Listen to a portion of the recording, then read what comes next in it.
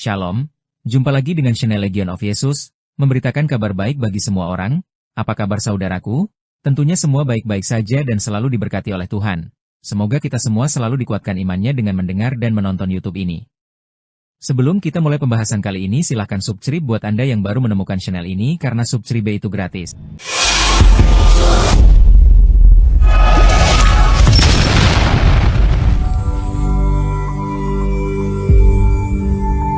Kali ini kita akan membahas tentang sola scriptura yang ternyata berasal dari paganisme.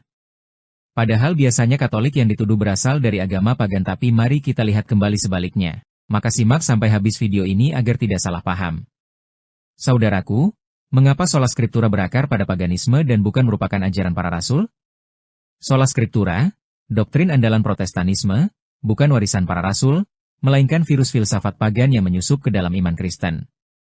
Sesungguhnya terbentang dari kaum Gnostik abad kedua, filsuf Neoplatonis, hingga kaum Stoa. Semua gagasan yang sejak awal dikutuk para bapak gereja. Dan dalam perkembangannya, di abad pertengahan, filsafat nominalisme menambahkan racun baru. Menggambarkan Allah bukan sebagai bapak yang masuk akal dan penuh kasih, tetapi sebagai kehendak absolut yang dapat bertindak semaunya. Dari sinilah muncul logika rusak bahwa Alkitab dapat ditafsirkan sesuka hati individu tanpa koreksi gereja karena Tuhan pun bisa bertindak sesuka hatinya. Kaum Gnostik, musuh bebuyutan Santo Irenaeus, cermin awal dari kesombongan rohani. Kaum Gnostik yang ditentang keras oleh Santo Irenaeus adalah kelompok sesat awal yang mengklaim bahwa keselamatan hanya dimiliki oleh segelintir elit, yakni mereka yang memiliki gnosis, suatu pengetahuan rahasia dan batiniah yang konon diberikan langsung oleh roh. Mereka menolak ajaran gereja yang bersumber dari para rasul, menolak sakramen, menolak inkarnasi Kristus yang nyata, dan mencap tradisi suci sebagai duniawi dan rendahan. Bagi mereka, gereja yang kelihatan, yang nyata dalam tubuh Kristus, sakramen, dan hierarki apostolik tidak lagi relevan. Ironisnya, pola pikir serupa muncul kembali dalam bentuk sola scriptura radikal pada abad ke-16. Beberapa kelompok seperti kaum Anabaptis menolak otoritas gereja sepenuhnya dan mengklaim bahwa mereka tidak butuh magisterium ataupun tradisi suci. Kalimat seperti, "Saya punya Roh Kudus dan Alkitab, mengapa perlu gereja?" adalah gema modern dari keangkuhan rohani kaum Gnostik. Mereka lupa bahwa Alkitab sendiri lahir dari rahim gereja, dijaga, diwartakan, dan diinterpretasikan dalam terang tradisi apostolik. Karena Alkitab sendiri berasal dari tradisi lisan dan dijadikan tertulis serta dikanonkan oleh gereja Katolik menjadi kitab suci. Apa yang dulunya disebut gnosis rahasia, kini muncul dalam bentuk interpretasi pribadi absolut. Seolah Roh Kudus hanya berbicara kepada individu tanpa persekutuan, tanpa koreksi gereja, tanpa sakramen. Tetapi Santo Irenaeus telah memperingatkan sejak awal, di luar gereja tidak ada keselamatan, karena hanya dalam tubuh Kristuslah kebenaran penuh berdiam dijaga oleh para penerus, para rasul yang sah. Jejak Neoplatonisme dalam sola scriptura, ketika firman dijadikan abstraksi dan gereja dihapuskan. Plotinus, filsuf besar Neoplatonis, mengajarkan bahwa dunia materi adalah jebakan, sesuatu yang rendah, kotor, dan harus dilampaui demi mencapai ide murni, hanya yang spiritual dan tak berwujud yang dianggap suci. Pandangan ini membentuk warisan beracun yang melihat tubuh, ritus, sakramen, bahkan gereja sebagai bentuk pencemaran dari realitas ilahi. Pemikiran ini tidak mati, ia bangkit dalam bentuk yang lebih halus. Sola scriptura yang melepaskan kitab suci dari tubuh gereja. Kitab suci diperlakukan bukan sebagai sabda yang menjadi daging, verbum caro factum est, mengaitkan sebagai kumpulan ide murni, konsep rohani yang harus dimengerti secara pribadi, terpisah dari tradisi dan sakramen yang bersifat fisik dan ritualistik. Tradisi apostolik, hierarki, dan sakramen, semua ini dianggap mengganggu kemurnian firman. Dalam pola pikir ini, bahkan pembaptisan dan ekaristi bukan lagi saluran rahmat niatan, tapi simbol semata. Akarnya jelas, Neoplatonisme yang menyelinap ke dalam kekristenan tanpa tubuh, kekristenan yang hanya di kepala, Santo Agustinus, yang pernah terjebak dalam pemikiran Plotinus, akhirnya memperingatkan bahaya ini. Mereka yang menolak otoritas gereja, jatuh ke dalam kesombongan Platonis. Mereka mengira dapat memahami Allah hanya dengan akal. Ia sadar, bahwa Allah bukan hanya ide, tapi inkarnasi. Ia hadir secara nyata, dalam dunia nyata, melalui gereja yang nyata. Maka menjadikan Alkitab sebagai ide murni yang dilepaskan dari tradisi hidup gereja, adalah pengkhianatan terhadap sabda yang telah menjadi daging. Sola scriptura, tanpa gereja, bukan hanya teologis cacat, tapi juga menyimpan warisan kelam dari filsafat non-Kristen yang pernah ditolak oleh para bapak gereja sendiri. Jejak filsafat Stoa dalam sola scriptura radikal. Ketika logos pribadi mengalahkan gereja, kaum filsafat Stoa seperti Zeno dan Epictetus percaya bahwa setiap individu memiliki logos, akal ilahi yang membimbing dirinya secara pribadi. Bagi mereka, kebenaran tidak memerlukan komunitas, tradisi, atau otoritas eksternal.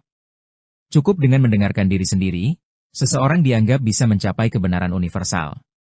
Pandangan ini, yang terdengar mulia di permukaan, justru menjadi akar kesesatan modern dalam bentuk ekstrim sola scriptura. Ketika para reformator radikal seperti Thomas Müntzer menyatakan, tafsir saya adalah tafsir Roh Kudus. Mereka sedang menghidupkan kembali semangat Stoa yang percaya bahwa kebenaran mutlak bisa diakses secara langsung oleh individu tanpa koreksi dari gereja. Hasilnya, gereja bukan lagi tubuh Kristus yang hidup dan satu. Ia menjadi kumpulan pecahan tafsir pribadi, saling bertentangan, semua mengklaim Roh Kudus berpihak padanya.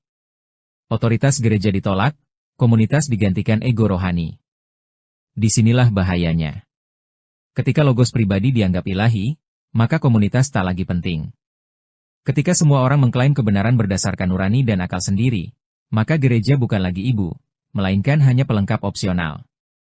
Tetapi, iman Katolik justru mengajarkan sebaliknya, Roh Kudus berbicara dalam tubuh gereja, bukan hanya dalam hati individu. Kebenaran tidak dilepaskan kepada masing-masing orang secara liar, tapi disalurkan melalui tradisi, magisterium, dan kesatuan umat beriman yang tak terputus sejak para rasul. Maka, semangatnya bukanlah pembebasan iman, tapi pengulangan kesombongan Stoa. Saya cukup, saya tahu sendiri, saya tidak butuh gereja. Sebuah suara yang terdengar religius, tapi menolak rahim yang melahirkan kitab suci itu sendiri. Nominalisme, akar filsafat gelap di balik sola scriptura. Sebelum Luthar mencetuskan semboyan sola scriptura, benihnya telah ditanam oleh arus filsafat abad pertengahan akhir, nominalisme, yang dipopularkan oleh William of Ockham. Dalam pandangan ini, tidak ada realitas universal, hanya nama-nama, nomina, dan kehendak Tuhan yang absolut, tanpa terikat pada tatanan rasional ataupun struktur sakramental.